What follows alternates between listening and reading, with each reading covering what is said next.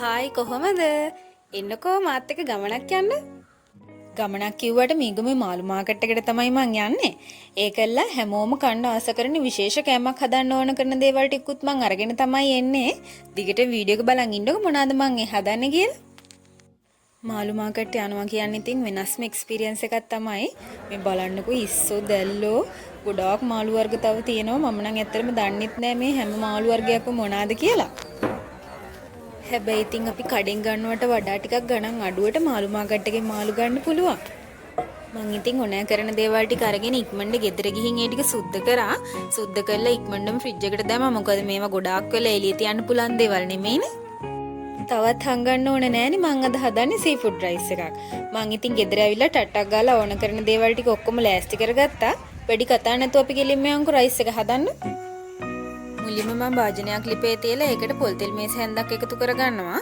තෙල් එක රත් වෙනකොට තලාගත් ඉංග්‍රීසි සුදු ලුණු ටික දාගන්නවා.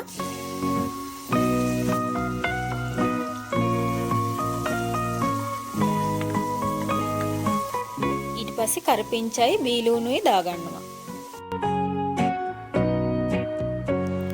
ඒ ටිකත් තෙල් එකේ බැදෙනකොට මං දැල්ලෝ එකතු කරගන්නවා. මේ දැල්ලෝ ග්‍රෑම් 100ක් විතර මං තම්බලා පොඩියට කපලා තමයි අරගත්තේ. ඊළඟට මම බෙදලා පොඩියට කපාගත්ත මාළු ටිකකුයි කපලා බෙදගත්ත සොසේජස් කරල් 4කුයි බෙදගත්ත ඉස්සු ග්‍රෑම් 200ක් විතරයි එකතු කරගන්නවා.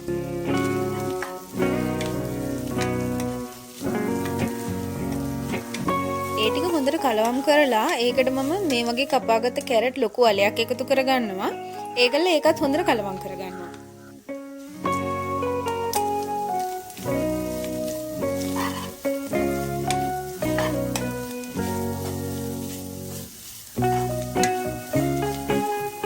දැන් බිත්තර දෙකක් මේකට දාගන්නවා. ඒකල ඒකටම ලුණු ටිකකුත් එකතු කරගන්නවා.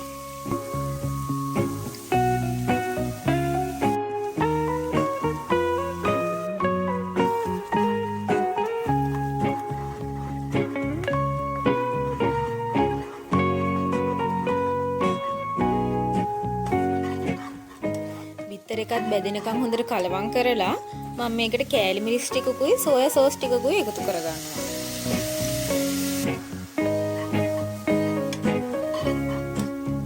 ඔන්න මම දැන් තමයි බත් ටික එකතු කරන්නේ. මම නම් ගත්තේ බාස්මති හාල්. ඔයාලට කීරි සම්භාරේ කැමති හාල් එකක් මේකට එකතු කරගන්න පුළුවන්. ඒකටම ගම්මිරිසුත් දාගත්තා. දැන් මේ ටික හොඳට කලවම් කරගන්නවා. මතක තියාගන්න මේ වෙලාවට ලිපේ ගින්දර හොඳටම වැඩි කරලා තියාගන්න ඕන.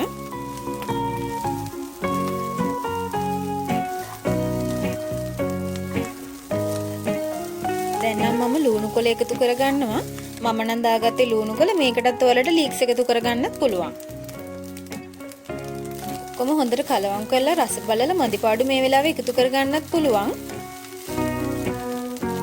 දැන් මේක හොඳට කලවම් කරගන්න ඕන. ගින්දර වැඩි කරලා හින්දා බත්තට හොඳට ෆ්‍රයි වෙන්න දෙන්න ඕන. මේ වගේ ලස්සන පාටකට ආවට පස්සේ අපිට රයිස් එක ලිපෙන් බා ගන්න පුළුවන්.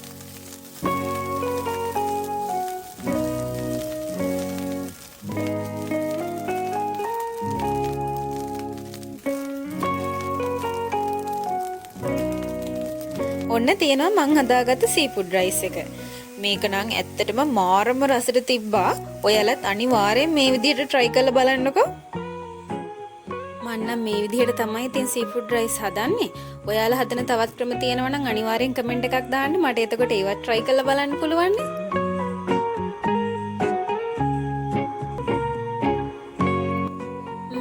ඉතින් අද වීඩියෝ එක ගැන මොකද හිතෙන්නේ? අනිවාර්යෙන් කමෙන්ට් එකක් දාන්නකෝ බලන්න. තවත් මේ වගේ වීඩියෝ බලන්න මගේ channel එක subscribe කරලා තියාගන්න. මතක ඇතුව මේ වීඩියෝ එකට like එකක් දාගෙන යන්න හොඳේ. මේ වගේ රෙසිපි එකකුත් අරගෙන ඊගා වීඩියෝ එකකින් ආයෙත් හම්බෙමුකෝ. එතකන් ඔයාලට සුබ දවසක්.